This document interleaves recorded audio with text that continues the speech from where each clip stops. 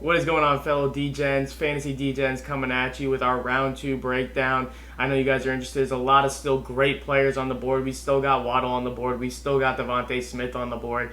So we're going to give you guys the breakdown on all these guys that kind of went in our draft in the second round.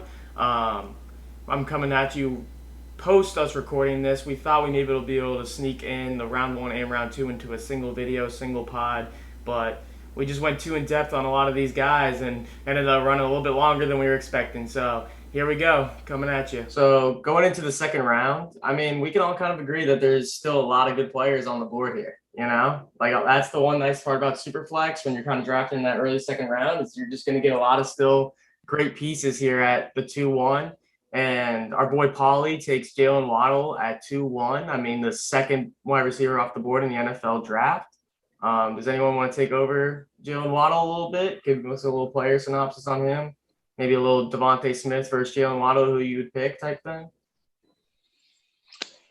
Well, I could do that. Yeah, I know who I would take.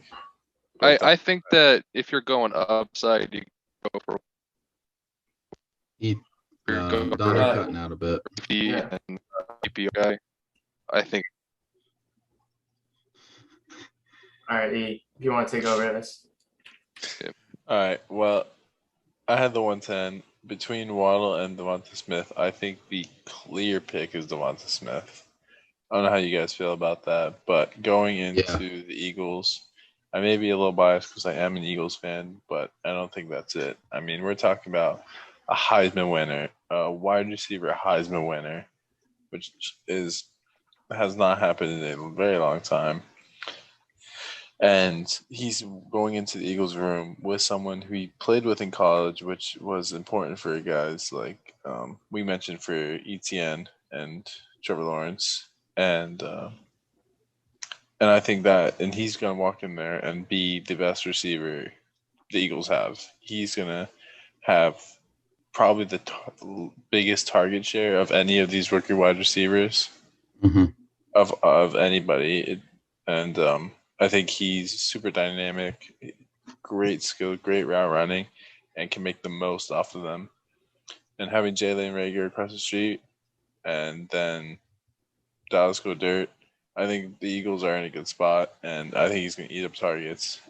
I mean, the last person who won the Heisman as a wide receiver was Desmond Howard. You know what, guys, any guess on what year that was? It was 98, right? 91 that he did that. So 91. Desmond Howard is. So he's an absolute beast in college. That's all you need. Yeah, he was the last person to win the Heisman as a wide receiver. So that's what, 30 years since someone's done that. So yeah. But yeah, and him being too small, he's 30.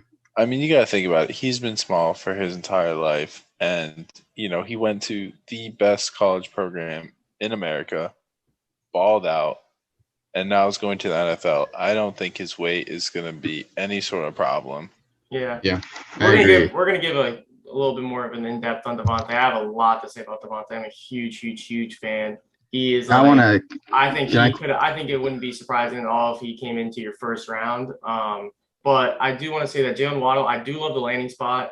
It does show that the NFL still values these speed guys. You look at like Jalen Waddle, Devontae Smith, same school, and Devontae Smith when they're both on the field was a clear-cut one.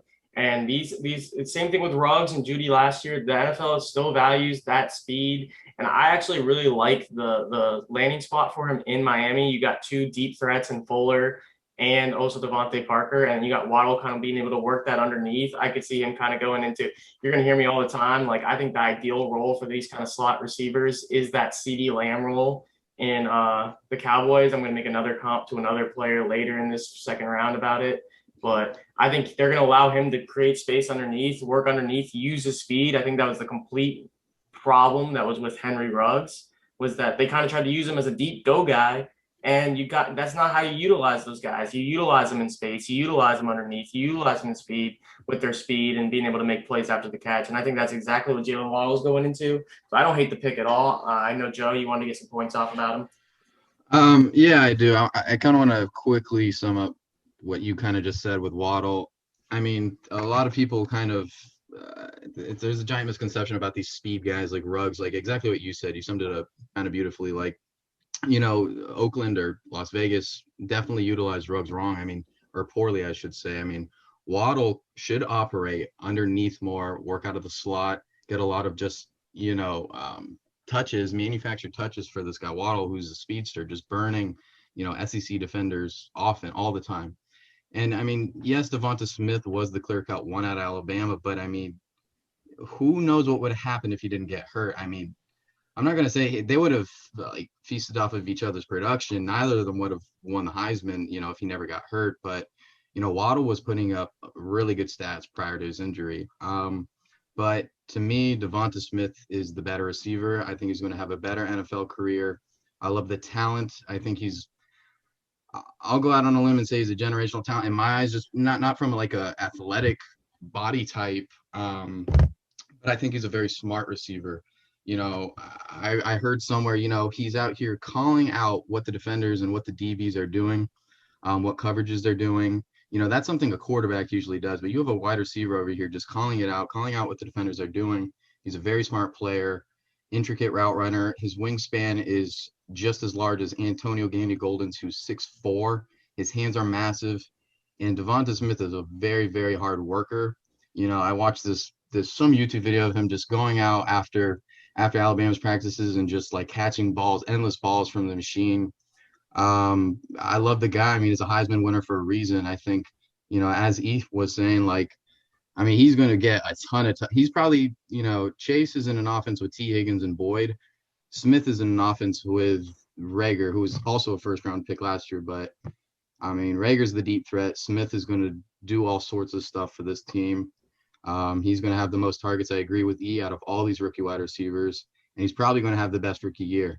That's how I see it, at least. I like Smith a lot.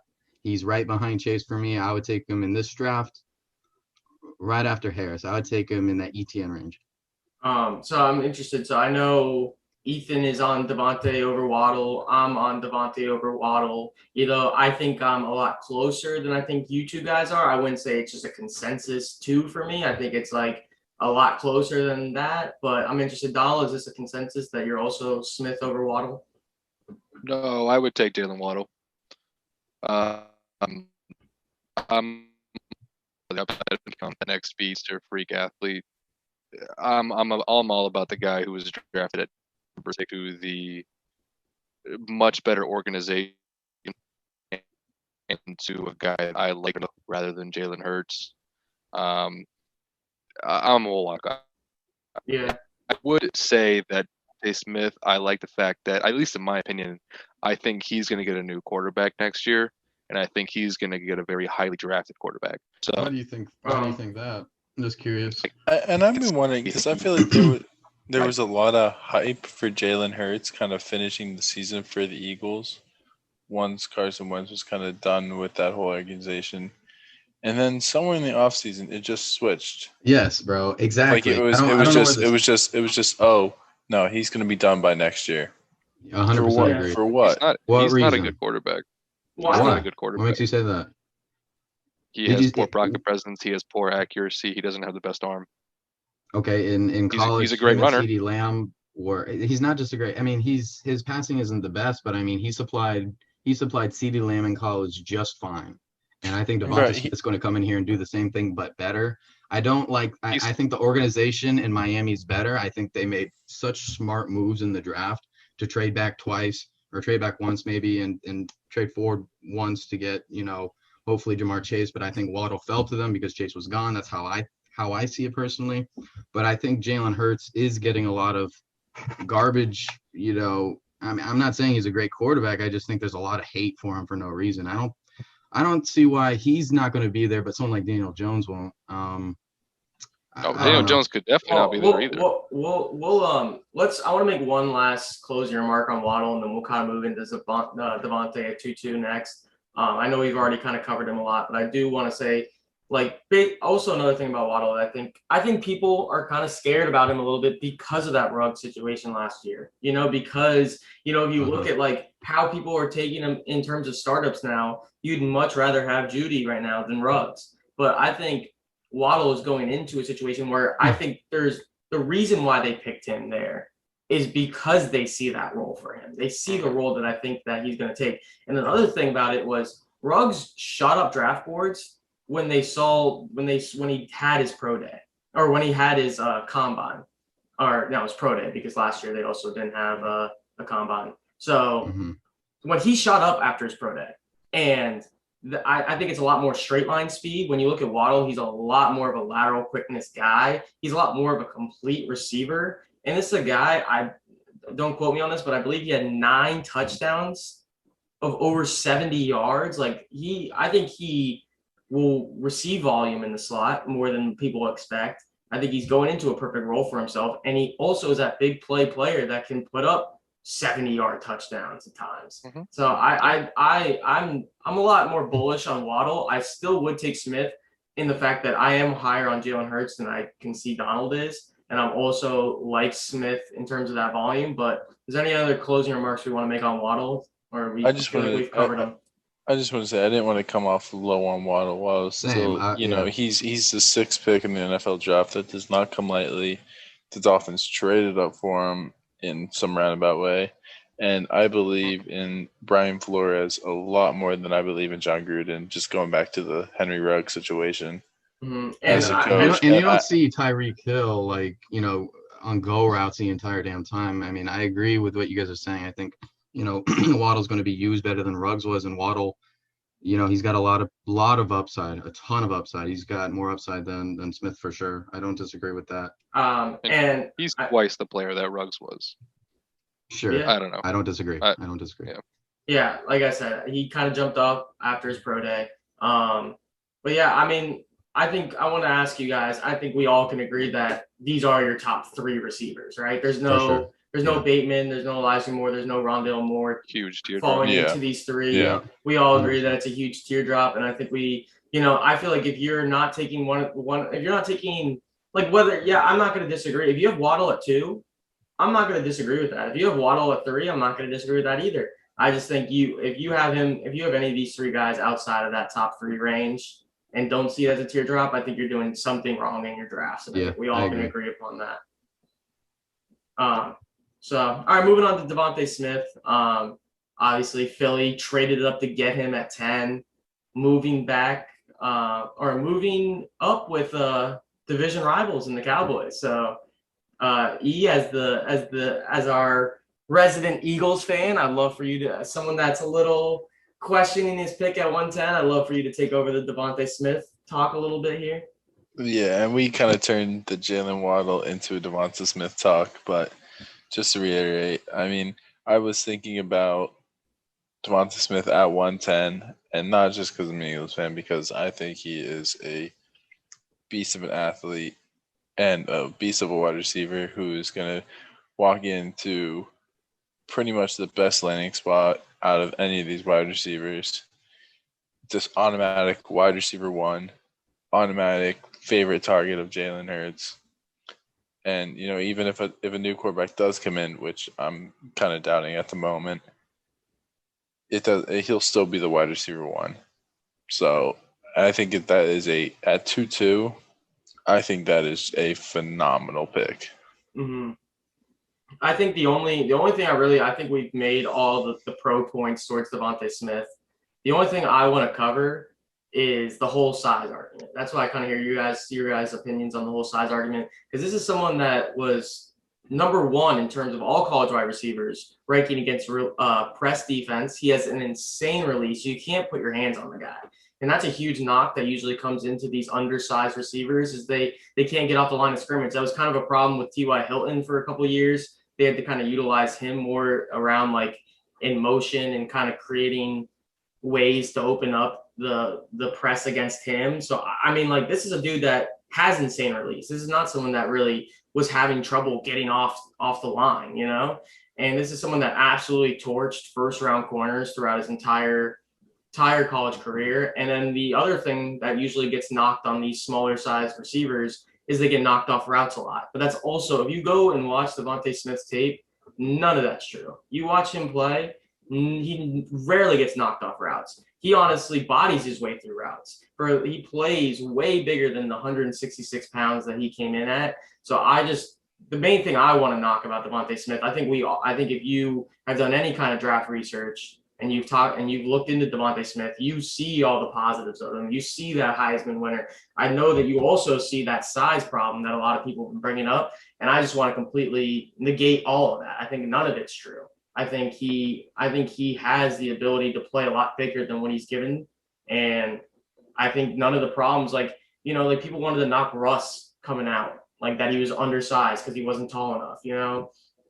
But if you watched his college tape, you watch Russ play, you'd be like, I don't see any of these problems coming up on his tape. And I kind of feel the same way of Devontae Smith and the fact that all the things that come in with a undersized receiver, none of it's true, like with him. So that's my biggest thing on Devontae. That's why I'm huge on him. And then I also think Jalen Reagor is going to take a step up this year. And I mean, honestly, it's really not either Hurts. I still don't think the Eagles are that great of a team. So you're looking at whether you're on the Joe argument of Hurts will be there or the Donald argument with they're going to take a new QB. Is that a bad situation realistically either way? Because Hurts is either going to take a step up this year and look good, and Devontae Smith is coming into a ton of volume, or B, they're going to have a QB next year who most likely is going to project better than Hurts would. So either way, I don't think you're looking into a bad situation at all with him. I think that based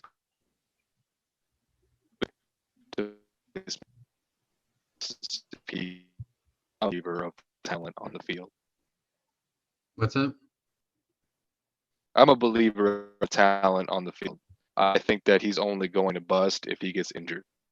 Yeah, sure. So, I think if you're looking for safety maybe at the 2-1 over, like if I was Paul's kind of looking for that upside play a little bit more. He was the runner up last year in our championship, so I know like if I'm looking for the upside, I know I'm going for Waddle. But if I'm in a team need where I just need a receiver, I need someone that I can stick in my flex and feel good about week after week, Devontae Smith is my pick. And I think he has a lot.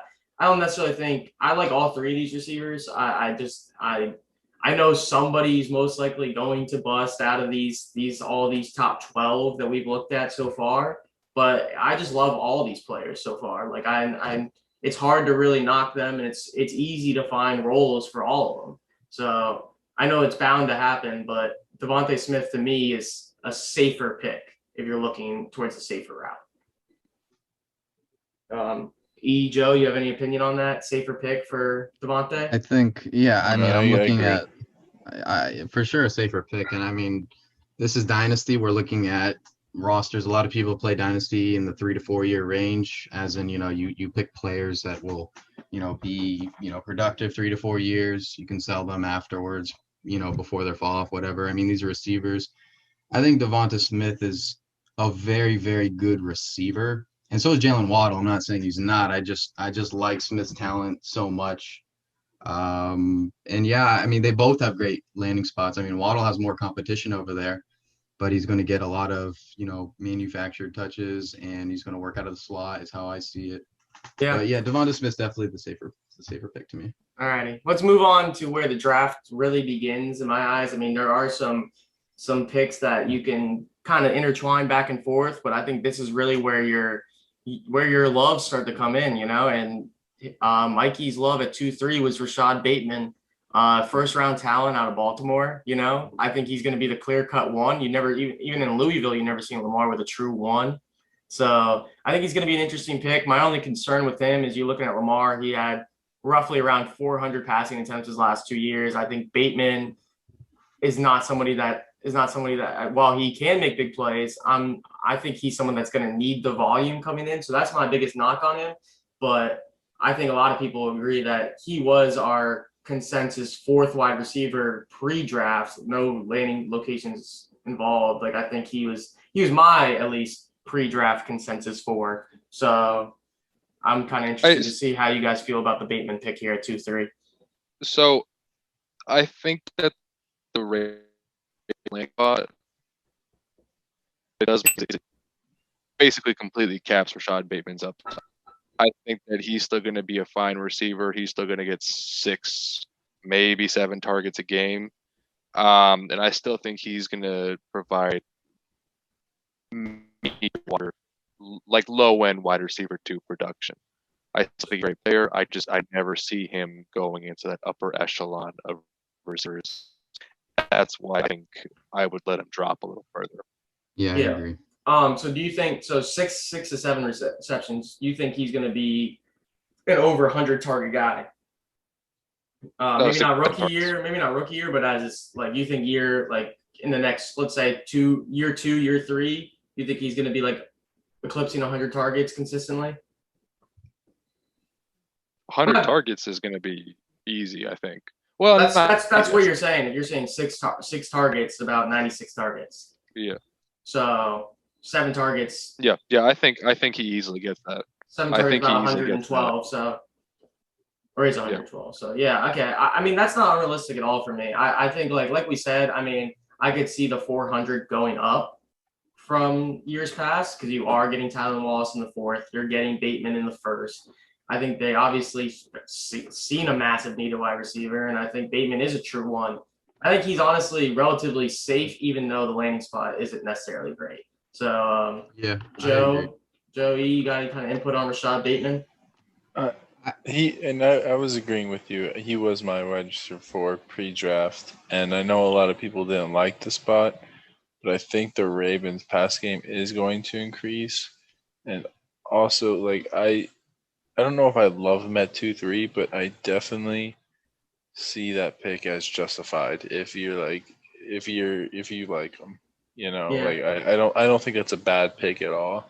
Yeah, the one thing I actually did like a lot about his landing spot was that I was hoping that I could get him maybe towards the 2.7, 2.8 range. That was one of the things I did like about it, was I thought people were going to be kind of fearful of that landing spot, and I could get a ton of value with him. But I think at the 2.3, you're kind of like cutting that value out in a sense. I think that was the one thing I did like about the landing spot, is I think there are going to be some drafts, like other people's home drafts, where people are going to see that landing spot and kind of shy away from it, and you can be able to get an absolute beast of a talent at, let's say, the 2.7, 2.8 range in SuperFlex, or if he falls in the 2nd round in a single quarterback league, I think you're getting an absolute steal there. So do you think he ends up a wide receiver 2, top 24 rookie year?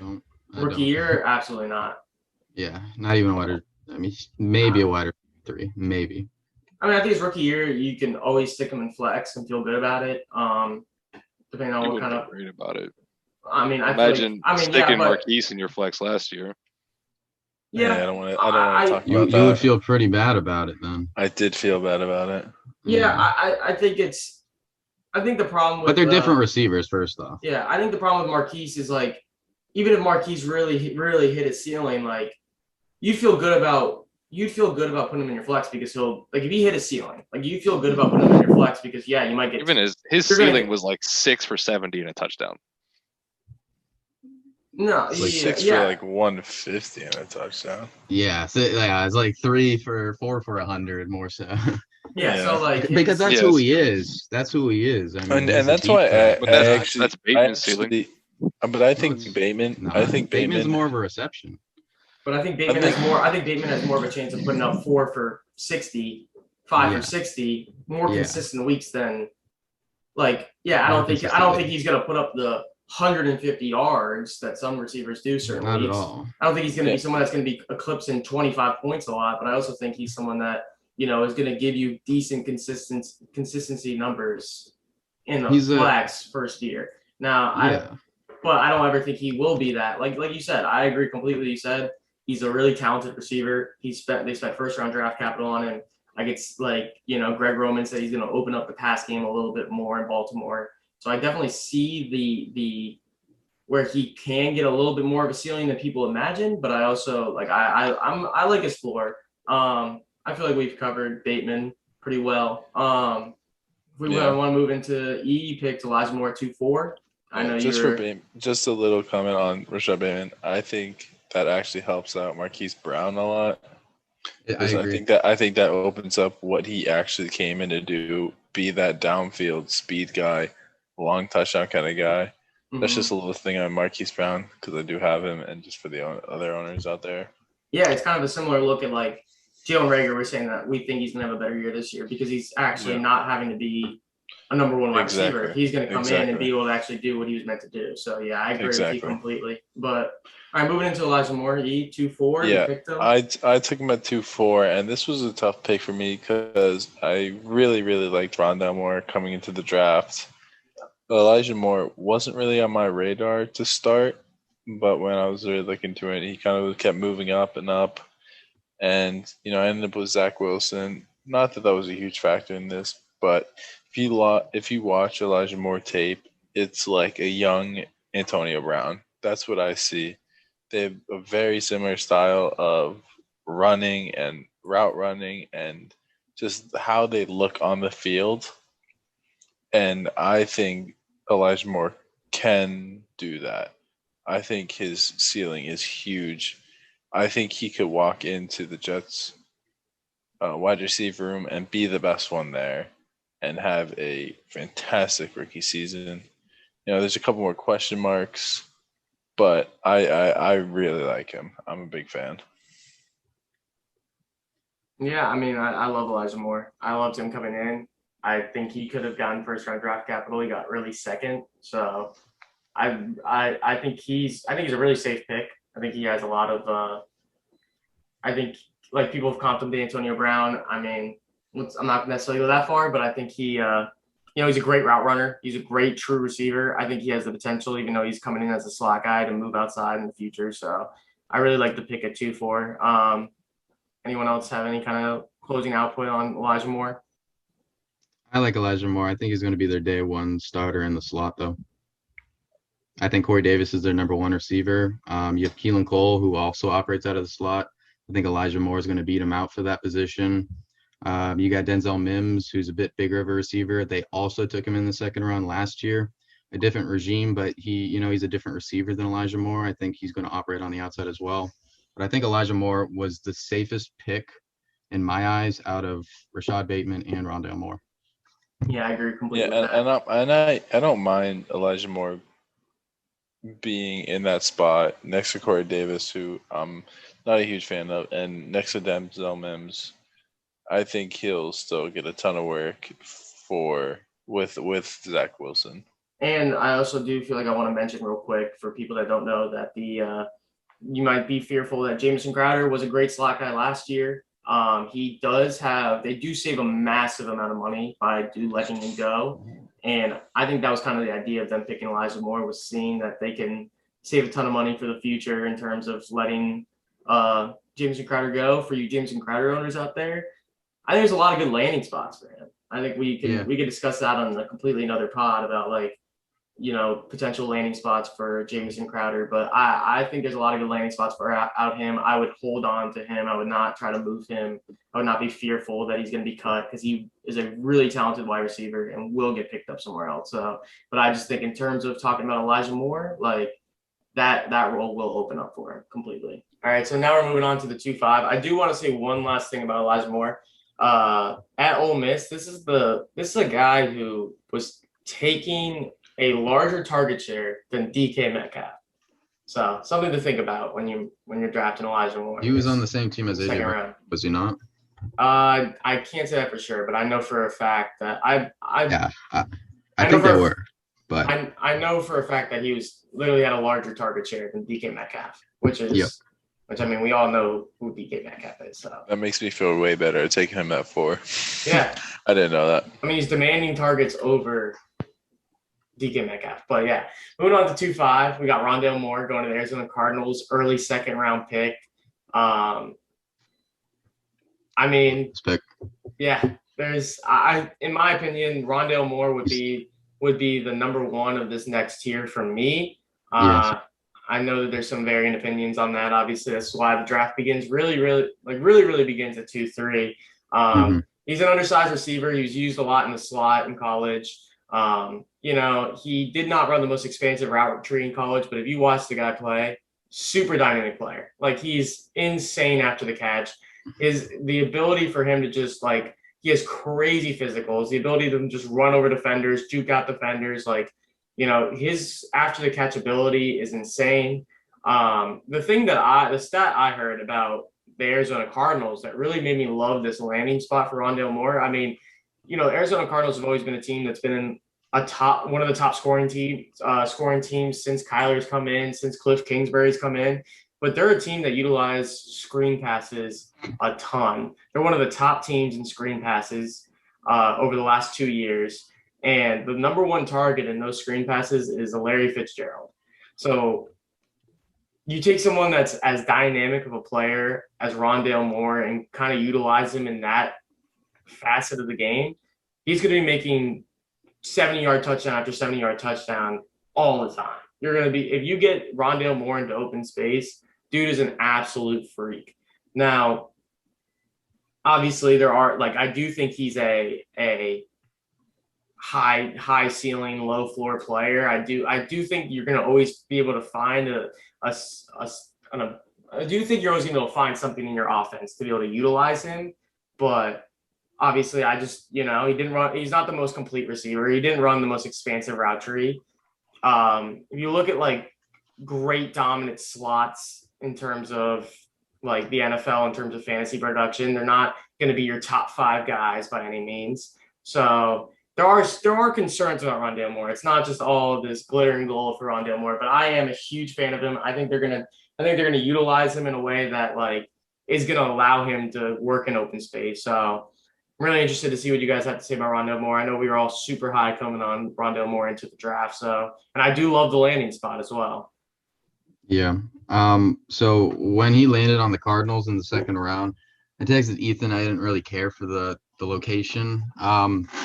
After some time and thinking, I definitely changed my opinion on that. I think it's one of the more ideal spots for Rondale Moore, especially after hearing that stat about Larry Fitzgerald you told me earlier. That's definitely the arrow's pointing up for Rondale Moore in that category. But talk about manufactured touches. I was saying that about Jalen Waddle a little bit, but Rondale Moore is somebody you definitely need to have that happen with. You need to give him the ball in, short area targets, sweeps, whatever it is. I mean, this guy's, in my opinion, he's like a running back that's playing receiver. That's very, very fast. I mean, watching his film, I get a lot of my analysis done just watching film on these guys, and he just sheds tackles after tackles after tackles. That's the thing I loved about him. And when he sheds 1 or 2 tackles, I mean, he's off to the end zone, and that's who Rondale Moore really is. I do love the landing spot with Kyler. I mean, they're going to be a dynamic, fast-moving offense. Rondale Moore fits this just perfectly, really. The only concerns for me, not his injuries more so. It's just about the target share with Nuke and, AJ Green, not as much, but he's going to be taking targets. Chase Edmonds is there too, but I mean, Rondale Moore's, to do what he did as a freshman is just outlandish. I mean, the kid is a special talent, and he is my easy 2-3 pick in this draft.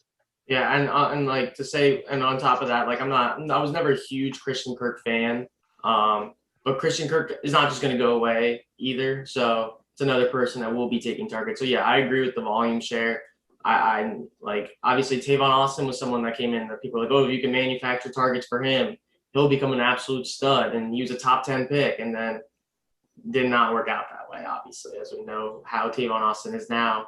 But I think he's a super dynamic player, and if he's utilized properly, and then that's the biggest thing is if he's utilized properly, he could be, an absolute steal at 2.5. And I love the way that John did, where he picked Jamar at 1.5, Devontae Smith at 2.2, a lot more surefire guys, guys that I have a lot of belief in to have a lot of high volume coming in year one, and also being just great prospects. And then kind of going with the Rondale Moore here at 2.5. You got to look at the rest of your draft and kind of consider players that what have I taken here? That's what I always talk about in redraft. If you've taken a lot of balls to the wall guys, consider some safer guys in the later round. So I think him going with 2 clear-cut prospects in Jamar and Devontae, and then him going with a Rondale Moore here at 2.5 is an absolute steal and could really pan out for him. Yeah, and going into the draft, I thought I was going to end up taking Rondale Moore at 2.4 pretty much the whole time. I really liked him. Just saying everything the guy said. I thought he was going to be really good. I liked the Cardinals. And I think if it's completely justified taking him at 2.3. I agree. And like we were talking about earlier, these are guys, if you like Rondale Moore, don't feel afraid to take him at 2-3. If you like Elijah Moore, don't feel afraid to take 2-3. I was considering making a trade for 2-3 before I ended up trading for 1-8. Not that I love the 2-3 pick, because I think there is a massive teardrop there. I would not recommend trading for 2-3, but it just somehow came into a package for me. And I was considering Amon-Ra St. Brown there at 2-3. So do not be afraid to take your guys where you want to take them. This, honestly, at this point of the draft, after, in my opinion, the top 12 guys, like, it's more about who you like. It's more about things that you like. So don't be afraid to take who you want to take there. Yeah, I think you could make an argument for Tony or Terrence Marshall at 2-3 as well. Yeah, I agree. Yeah. Honestly, it's really just whoever is your favorite. Yeah. For so sure. moving on to Trey Sermon here at 2-6. I wasn't the highest on Trey Sermon coming into the draft. I think he might have been my wide receiver or my running back like 7 or 8. I have to go back through and look, but I know I was a little bit lower on Trey Sermon. I just didn't think he did really anything exceptionally well. But I do love this landing spot in San Francisco. And that's mainly for the fact that if you look at the way that Trey Sermon ran at Ohio State and ran in those 2 games against Clemson and Alabama in the playoffs, they ran a lot of zone blocking scheme in Ohio State. If you look at the staple of Kyle Shanahan's offense, it's outside zone blocking scheme. And I think that's really what they saw in him in the 3rd round. I think he's a complete enough back to do everything that Shanahan desires in a running back. And I think he could be an absolute steal at 2-6. Some of my concerns with him is Kyle Shanahan's never been a guy that's been like huge on having a clear-cut workhorse. If you look at a lot of the running backs he's had over the last couple of years, they've all kind of fell into a committee. So there are some concerns with Trey Sermon. But this is a 3rd-round pick that they did trade up to get. So you guys want to kind of talk a little bit about Trey Sermon? I kind of do here. I mean, like, going into the draft, I actually like Trey Sermon a lot. You know, watching the biggest thing before the draft, even with Trey Sermon, was his inconsistent play. You know, he had 2 ginormous games his last year in college, one against Clemson, and then there was another team. I always forget the team, man. But watching his highlights against those 2 teams, man, he was dominant. He ran like, don't count me on this, but it was like a 300 rushing yard game, or maybe total yards most likely, but it doesn't matter. I mean, he was dominant, and it was chunk play after chunk play after chunk play. I mean, he literally, in these 2 games, he looked like Zeke. He looked like Zeke Elliott. He just looked amazing to me. But me personally, I hate the landing spot. I think it's one of the worst running back friendly landings that you can go to. I mean, he's in a very smart offense. He's in a very run happy offense, most likely now. You know, but we've seen time in and time again with Mostert, you know, between the 20s, running down the field or like on the entire drive. And then, you know, Jeff Wilson comes into the game in the red zone. And not only Jeff Wilson this time, but, you know, we're looking at Trey Lance, who's going to have 7+ rushing touchdowns in his rookie year, in my opinion, if he starts. So I'm not the biggest fan, even though I do not like, me personally, I don't like, you know, workhorse guys. I'm worried about tread, and I'm worried about them lasting in the league. So I don't hate it personally for myself taking this guy. But all in all, if you're looking for a workhorse, I mean, we all know Trey Sermon's not going to be that here in San Francisco. Yeah, like I said, I can understand the concerns with the committee. I understand that like there are different roles that he utilizes out of every running back, and they did take a guy in the 6th round, Elijah Mitchell, who I think is not. They're not just going to let him go away. I think he has 4.32 speed. He showed ability to be a really good receiver. So I think he's going to have a role in this offense. I do think that he could be a really good change of pace back and potentially could even fight for that starting role over Trey Sermon. I just love the draft capital, and has been over the last couple of years one of the most dominant run games in the NFL. Like, and when they had their Super Bowl run, they were 2nd behind the Ravens in terms of their running game, so in yards per game. So the draft capital is definitely confusing. Yeah. So, E, do you have any kind of final remarks on Trey Sermon, or are you ready to move on to? I'll just mention. I had the pick at 2-4, and I thought about Trey Sermon for a second. I think he's a very interesting player, and if you need a running back, I don't mind him earlier than 2-6. But Yeah, I think no, you guys summed him up good. yeah, no, and I think like I said, I think even if he ends up being in the committee, it's not a horrible floor, but Mm-hmm. I think as a ceiling, he could be the first real clear-cut workhorse back for Kyle Shanahan and what is a great offense and what is a great running scheme. So you have you have a good offensive line, but then you also have Kittle kind of contributing to that, and also Juszczyk kind of contributing to that. So he could be a steal at 2-6, but then it also could. I would not be surprised if Trey Sermon disappoints a lot of people in future years, but I would not I would say it's reach. risky. I would not reach on this guy. I would not be taking him in the early first. I would not be taking him over like Waddle, Smith, or if you have a favorite receiver out there, I wouldn't be taking him over those guys. But in the mid-second round, I do like the pick. You know, a lot of these guys are dart throws anyways, so you know. I mean, do you think he? So I mean, Raheem Mostert. Just looking at him real quick. I mean, his year in 2019. You know, I mean, they made it to the Super Bowl. What you were saying. I mean, they were what was it? The second best rushing overall team. What was it again? Yeah, I'm sorry. second best. They were the second best So behind the Ravens. So would you consider Raheem Mostert to be like the lead back of that committee that led to this title or second overall in the league? I completely agree. I mean, I think that but you look at like Jerick McKinnon last year. You know, Jerick McKinnon's faced multiple injuries. He was never someone that. I mean, they did spend a lot of money on him originally coming in, but like before that, he was a backup running back. You know, so I mean, my point and he got games out of Jerick McKinnon where you're like, oh, I remember he was one of the big waiver wire acquisitions of last year where people were like, oh, Jerick McKinnon, like he looks good.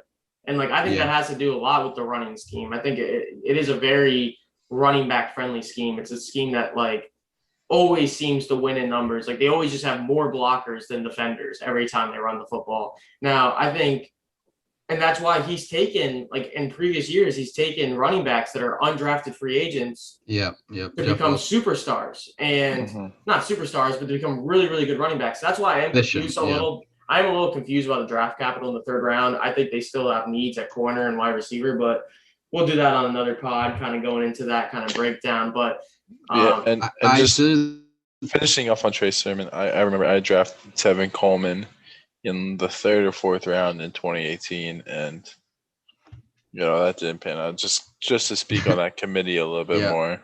100%. I mean, go ahead, E. Sorry. No, I was just gonna say it's just definitely not a guaranteed role. And people even with the increased draft capital that he got, the trading up, which looks nice on paper, but you kind of got to look into the 49ers a little bit more. And he'll never be an RB1 in this offense. He will never be an RB1 in this offense. And they traded up. They traded up to go get Joe Williams out of Utah in the third round a couple of years ago, and he never even played a single NFL snap. So that's crazy. So yeah, same kind of situation. So I mean, and they were someone that spent a lot of money on Jerick McKinnon, spent a lot of money on Tevin Coleman, and neither I didn't know that about Joe Williams. Yeah, I didn't even know who Joe Williams was. Same, and that's crazy. And neither of those guys, Tevin Coleman or Jerick McKinnon, became the lead back there, and they spent money on him. So you could say draft capital is super important. So is money. People were high on Melvin Gordon because they got the contract. They gave these running backs contracts and they never let them be the clear cut back. So just because he got the draft capital doesn't necessarily mean he's always going to be the clear cut. Oh, we're going to give him the ball every time. So let's move on to Amon-Ra. Joe, I think I'll let you take this over, even though you absolutely sniped me at the 2-7. I was one of the biggest believers in Amon-Ra coming in. I love the talent. I thought he could be a second or third round pick, and he ended up falling to the fourth. So I'll let Joe take over because he's the one who picked that 2-7, got Amon-Ra. Yeah, I mean, we're looking at opportunity here. I mean, once you get to a point in your rookie drafts, I mean, you're looking for opportunity, and no one can disagree that Amon-Ra out of, let's see here, starting with after Devonta Smith, I mean, Amon-Ra, maybe Elijah Moore, but I think Amon-Ra has better opportunity in the Detroit offense given volume. I mean, he's their number one. I mean, there's Tyrell Williams there who, looking at a depth chart, they might list him at the number 1, but I mean, Amon-Ra definitely has most upside in the offense. He's going to have a ton of opportunity. Coming into the draft, I wasn't the biggest fan of Amon-Ra. I thought he was like just a well-defined receiver, and I like that a lot. And going into an offense like this, where they built their O-line a little bit, they got Sewell just fell in their laps.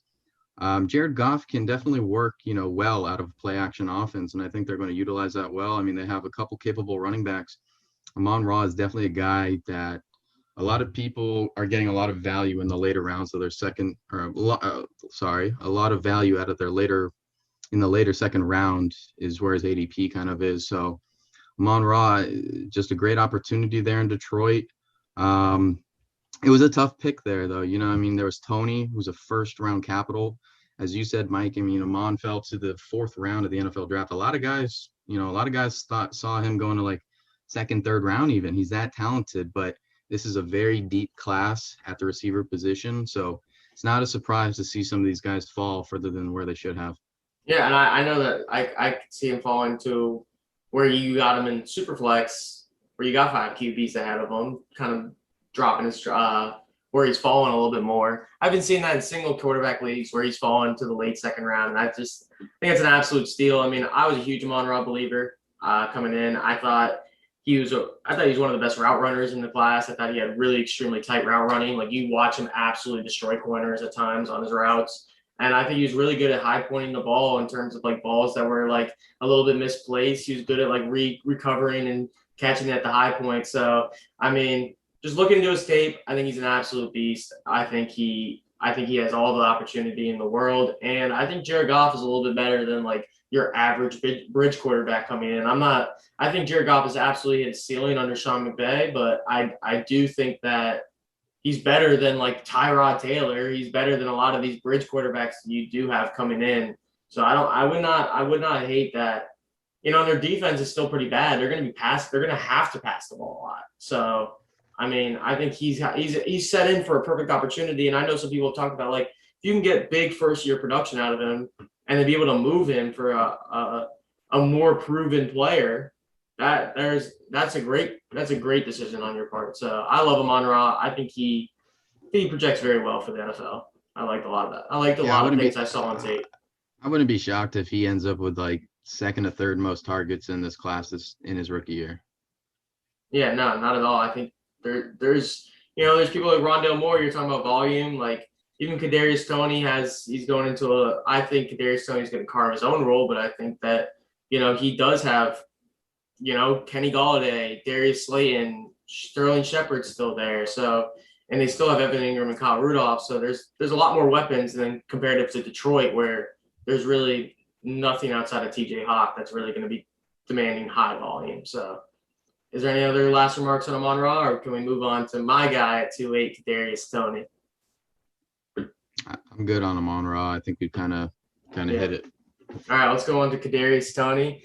I was a huge believer coming in to Kadarius Toney. I was talking that I think he could get 1st-round draft capital. I saw that starting to get more and more backed up as the draft came closer and closer, that teams were interested in the 1st round. I was shocked to kind of see him as the 4th wide receiver off the board. But like I said, I'm a huge Kadarius Toney fan. I know that there's teams like the Jaguars at 25 really wanted him to fall to them.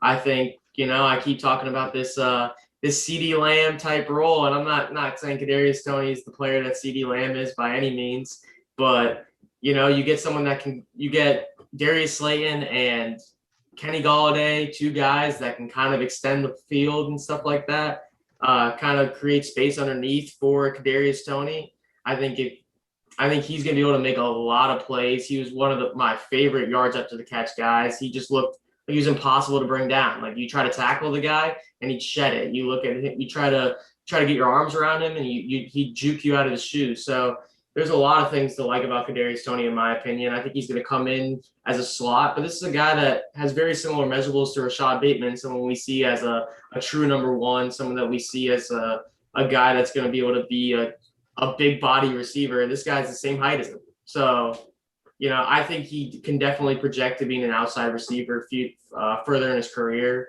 And I think he has still some things that a lot of people like to hit him on. Like he did have a late breakout age. He was a quarterback in high school, so he doesn't have a ton of wide receiver snaps under his belt. And, like I think the late breakout age has to do with like the offense in Florida the first couple of years. They had Felipe Franks there. And finally he gets an actual true quarterback in Kyle Trask, and look at that, he breaks out. So I think, and honestly, there's an analogy I heard kind of talking about Penei Sewell versus Rashawn Slater. And I was a much bigger believer in Penei Sewell than I was Rashawn Slater. It's like if you have a guy that's grading the same, but he has way worse technique, well, you fix up that technique, he's going to become grading way higher than the other guy who already has perfect technique. So the thing I love about Kadarius Toney is I don't think his technique is perfect, but he still creates separation on his routes, and he takes like 3 extra steps while doing so. I think if you clean that up to even like 1 extra step, he'll be absolutely creating tons of separation and absolutely torching corners inside. So I was a huge Kadarius Toney fan. I know he's a huge boomer bust potential, but I think he has a ton of boom to go alongside of that. For sure. I like Toney a ton. I mean, he reminds me a ton of Brandon Ayuk. His after the catch ability, just watching his film, I mean, not as much as Rondale Moore, but when he gets the ball in his hands, I mean, he just sheds tackles very well. He's really good after the catch. It's exciting to see, and he's got to get a lot of design touches, especially in this Giants offense where, like, I mean, they just signed Galladay. You have Darius Slayton still. You got Evan Ingram. I hate Daniel Jones, and that is why I did not take Kadarius Toney. I am not a fan of Daniel Jones. Even if he leaves, this is still a crowded offense. But that's all I got to say about Toney. I like him as a player a lot. I liked him more than St. Brown coming in. But yeah, he's got a lot of, he could bust too. You never know. Yeah. My biggest knocks on Rondale Moore and Kadarius Toney is not really as a player. It's more as like, I think Cliff Kingsbury is like, for some reason, people find him to be really sharp. I'm not as big on Cliff Kingsbury. I'm not as high on Cliff Kingsbury. And then you have Jason Garrett in the Giants running their offensive coordinator. He's the offensive coordinator for the Giants. I'm just really afraid, are they going to utilize him properly? And that's my biggest fear. And I could see a more clear-cut role for Kadarius Toney being utilized properly than I can Rondale Moore. But I mean, I'm bigger on Rondale Moore still. I think that's the other way around. I see a more clear-cut role for Rondale Moore than Toney. I kind of agree with that. Yeah, I do. Well, my biggest thing about Slayton and Shepard is I don't think they believe in those guys at all. I mean, obviously as you're 3 and 4, it does sound better. Like them having you as 3 and 4 is a much better situation. But I don't think you go out and spend out of all wide receivers, Kenny Galladay in free agency got paid the most. And then you spend the top 20 pick on Kadarius Toney. I think clearly they were not happy with the guys already there. So, I mean, you could say the same. I mean, you kind of say the same thing about them going out and getting Rondale Moore in the second. But, that's kind of my outlook on it, is that I don't think that. And I don't think they're happy. I mean, I think they're managing with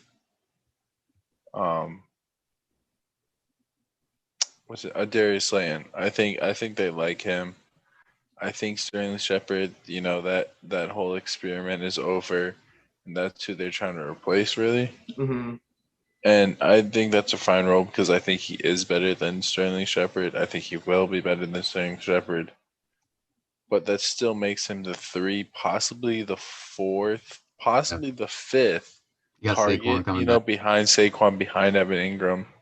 Yeah. Target on that team, and I love him at 2.8. I'm not disrespecting that pick. I think that is definitely it's a steal. I still like him over Terrence Marshall as first round draft capital, but I think that just feeds into more of the boom and bust. All that being said, with a questionable quarterback, with a questionable offensive coordinator. Mm-hmm.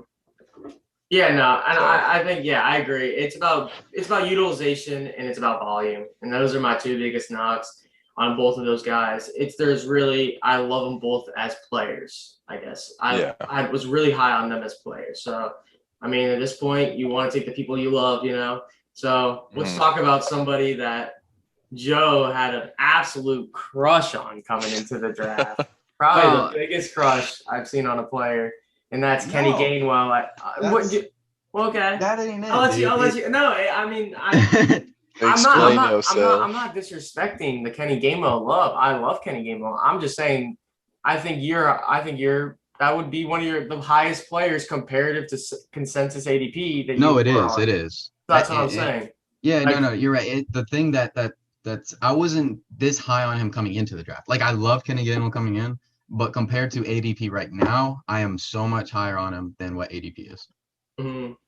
And so, yes, this is my guy, Kenny Gainwell. This is my guy in this draft, really. I mean, I took Lawrence 1, Pitts at 4, Amon-Ra at 7, just because I thought I could get Gainwell at 7 or at 9. I'm sorry.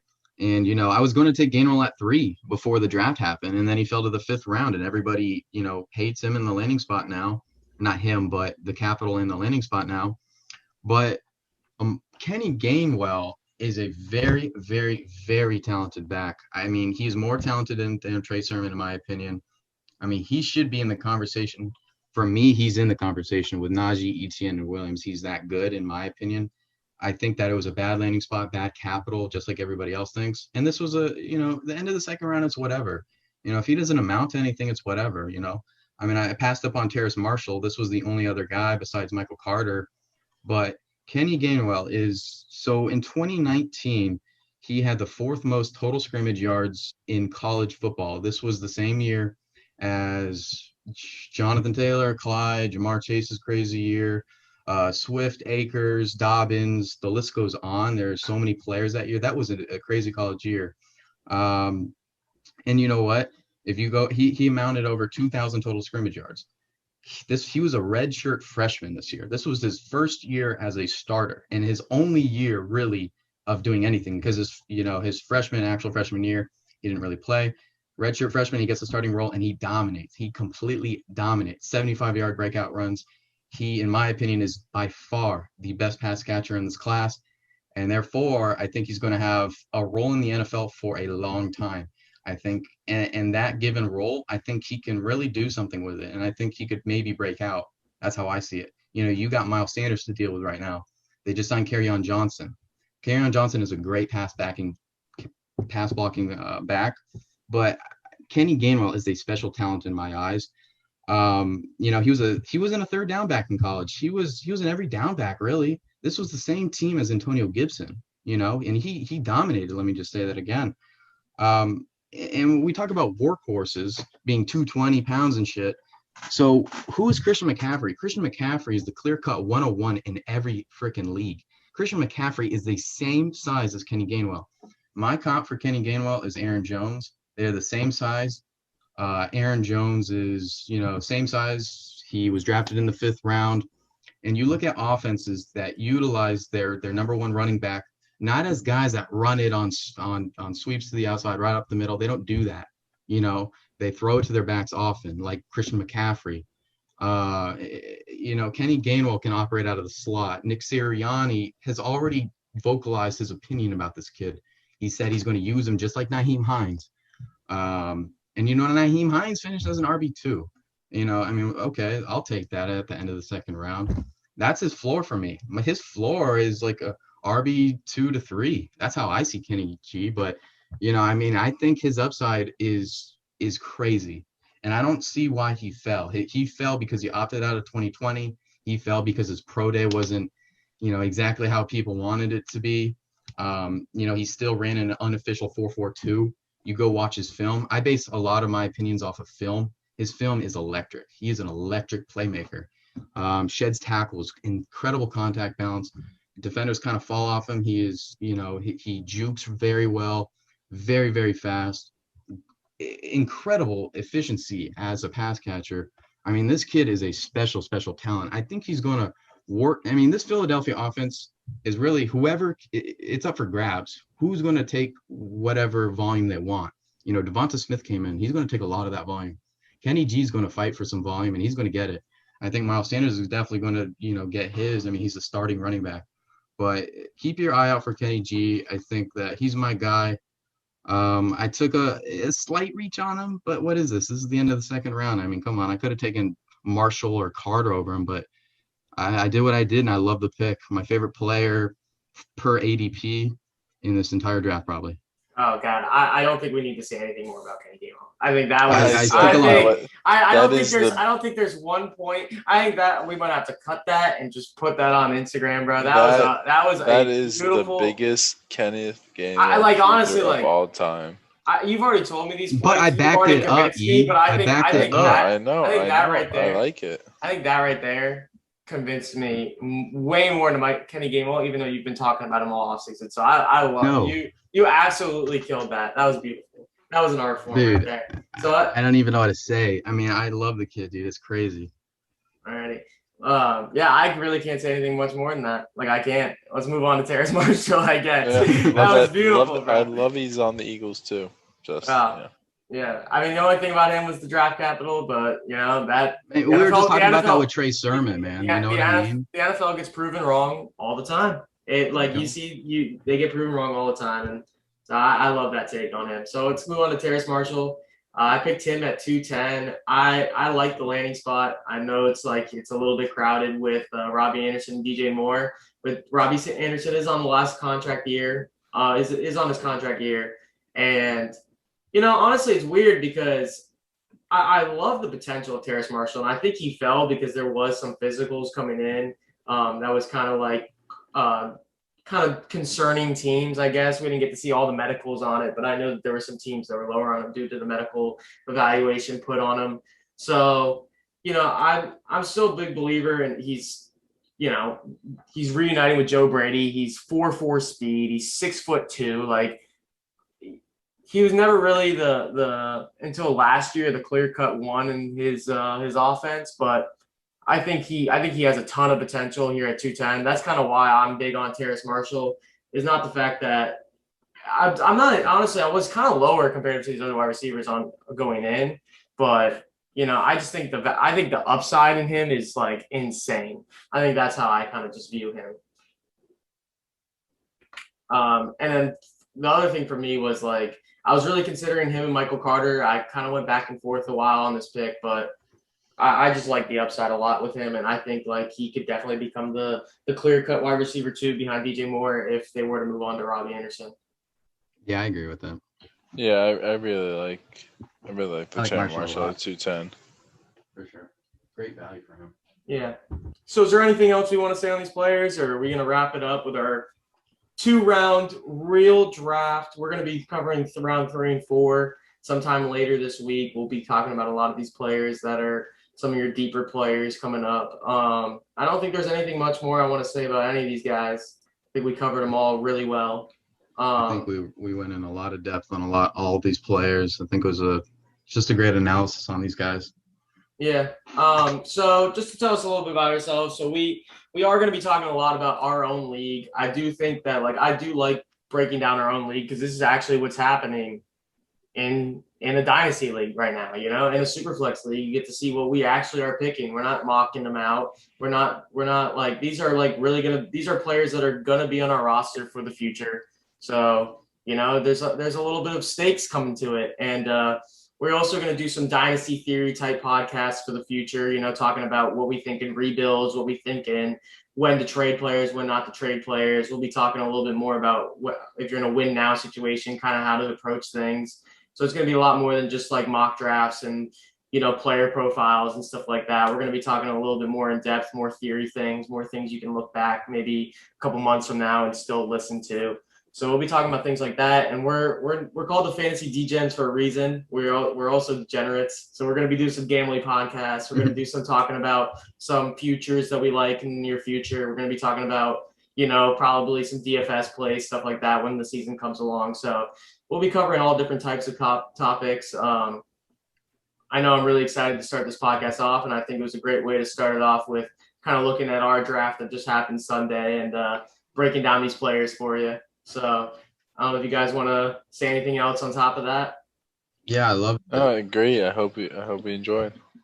Yeah, really. I mean, we could talk about our own draft for 6 hours, literally 6 hours. We could talk about all these players in depth for so long. Just a lot of good content here. Just a great analysis in my opinion, but Yeah, when we were running our little rehearsal, we went on for about 4 hours. So we can definitely talk about this forever, us four.